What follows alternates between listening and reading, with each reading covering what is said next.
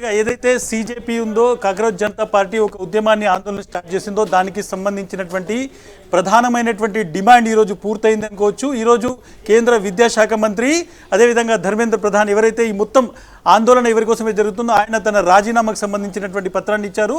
So డెఫినెట్గా ఆయన రాజీనామా చేస్తారా లేదా అనేటువంటి చాలా క్వశ్చన్స్ మార్క్ మధ్యలో ముఖ్యంగా ఆయన రాజీనామా చేయరు అనేటువంటిది గవర్నమెంట్ సోర్సెస్ నుంచి నిన్నటి నుంచి వార్తలు వస్తున్నటువంటి నేపథ్యంలో ఆయన తన రాజీనామాకు సంబంధించి దాదాపు 2 పేజీల పత్రాన్ని సమర్పించడం జరిగింది.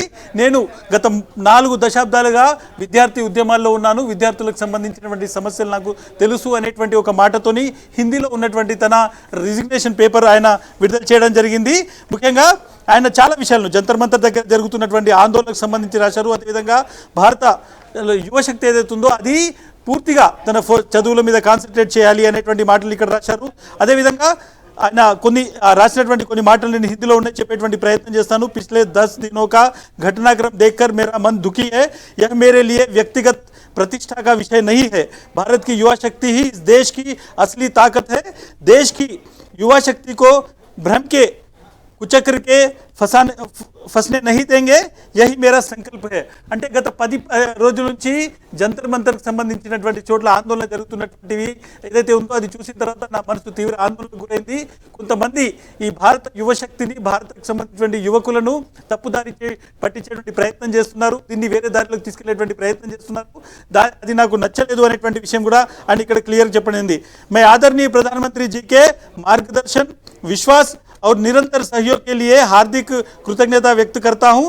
साथ ही मंत्रिपरिषद के अपने सभी सम्मानित सहयोगी, मंत्रालय के अधिकारियों को एवं कर्मचारियों तथा उन सभी व्यक्तियों को भी आभार व्यक्त करता हूं जिनके साथ मुझे कार्य करने का सौभाग्य प्राप्त हुआ.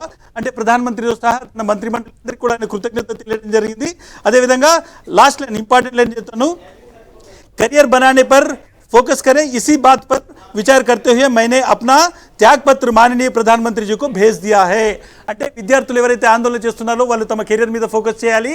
నేను ప్రధానమంత్రికి నా రాజీనామా పత్రాన్ని సమర్పించాను. నాతో పనిచేసినటువంటి మంత్రిమండలిలో ఉన్నటువంటి మంత్రులకు అదేవిధంగా అధికారులకు అందరికీ కూడా ఆయన ధన్యవాదాలు చెప్పడం జరిగింది. సో డెఫినెట్గా ఇది ఒక మేజర్ ఇంపార్టెంట్ బ్రేక్ త్రూగా మనం చూడాలి. ఈ మొత్తం ఏదైతే డెడ్లాక్ కొనసాగుతుందో, ఏదైతే జంతర్ మంతర్ దగ్గర మన జూలై 20వ తేదీన జరిగినటువంటి లాఠీ చార్జ్ తర్వాత ఈరోజు 4 రోజులుగా జరుగుతున్నటువంటి పరిణామాలు చూసుకుంటే ముఖ్యంగా దేశవ్యాప్తంగా ఆందోళన జరగడము, ఒక కేంద్ర మంత్రి రాజీనామా కేంద్రంగా ఈ డిమాండ్ రావడము, ఆ డిమాండ్ మీద ఈరోజు ఆయన తన రెసిగ్నేషన్ ఇవ్వడం, ఈ 2 పేజీలకు సంబంధించినటువంటి మొత్తం ఆయనకు సంబంధించిన రెసిగ్నేషన్ పేపర్ చూస్తే చాలా విషయాలు ఆయన స్పందించారు. ముఖ్యంగా నేను విద్యార్థి దశ నుంచి విద్యార్థి ఉద్యమాల్లో ఉన్నాను, నాకు విద్యార్థుల ఆందోళన తెలుసు, గతంలో కూడా ప్రశ్నపత్రాలు లీక్ అయినప్పుడు నేను పోరాటం చేశాను అనేటువంటి విషయాన్ని కూడా ఆయన ఇందులో రాయడం జరిగింది.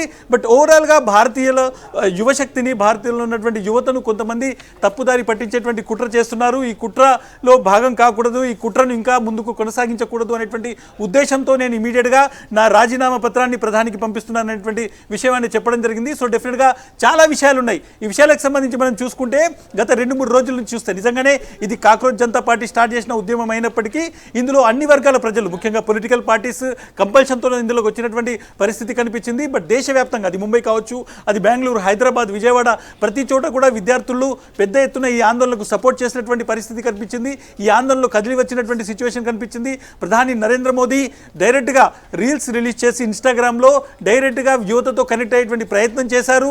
అటు పార్లమెంట్ కూడా స్తంభించినటువంటి సిచ్యువేషన్ గత 2 దశాబ్దాల్లో, అంటే ముఖ్యంగా 2013 ఆ సమయంలో చూసుకుంటే నిర్భయ ఇష్యూ ఏదైతే జరిగిందో అప్పుడు ఢిల్లీని పూర్తిగా అక్కడ ఉన్నటువంటి విద్యార్థులు అదేవిధంగా దేశవ్యాప్తంగా యువత వెళ్ళి ఢిల్లీలో ఆందోళన చేశారు. అప్పుడున్నటువంటి యూపీఏ సర్కారుకు పెద్ద ఎత్తున యూపీఏ సర్కారుకు వ్యతిరేకంగా ఆందోళన చేసినటువంటి పరిస్థితి.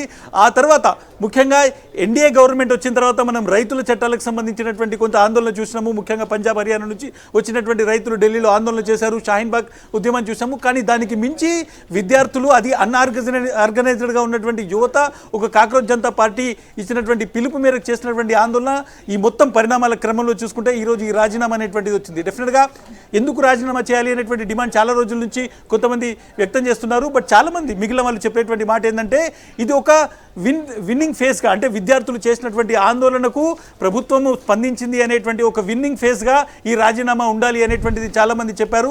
ఈరోజు ఈరోజు ధర్మేంద్ర ప్రధాన్ రాజీనామా చూస్తే చాలా స్పష్టంగా అర్థమవుతోంది. ఆయన మొత్తం తనకు సంబంధించినటువంటి ఈ మొత్తం నీట్ పేపర్ లీక్తో సహా తన కెరీర్ గురించి మొత్తం రాస్తూ వస్తూ నేను విద్యార్థులను గౌరవిస్తాను, విద్యార్థుల యొక్క ఆకాంక్షల్ని గౌరవిస్తాను, కాబట్టి నేను ఈ రిజిగ్నేషన్ ఇస్తున్నాను అనేటువంటి మాట చెప్పారు. సో డెఫినెట్గా ఇది కాక్రోచ్ జనతా పార్టీకి కూడా వాళ్ళు చేసినటువంటి తొలి ఆందోళన అయినప్పటికీ ఇది ఒక విజయంగానే చెప్పాల్సినటువంటి situation. At the same time దేశవ్యాప్తంగా పొలిటికల్ పార్టీకి సంబంధించినటువంటి డైనమిక్స్ ఆలోచన విధానాన్ని పూర్తిగా మార్చినటువంటి ఉద్యమంగా దీన్ని చూడాలి. జెన్జీ అనేటువంటి ఒక కొత్త ఏదైతే తరం అయితే భారతదేశంలో ఏదో వచ్చిందో వాళ్ళ ఆలోచన విధానం, వాళ్ళు ఫైట్ చేసేటువంటి విధానం, వాళ్ళు చేస్తున్నటువంటి విధానం ఏ విధంగా ఉందనేటువంటిది చాలా క్లియర్గా అర్థమైంది.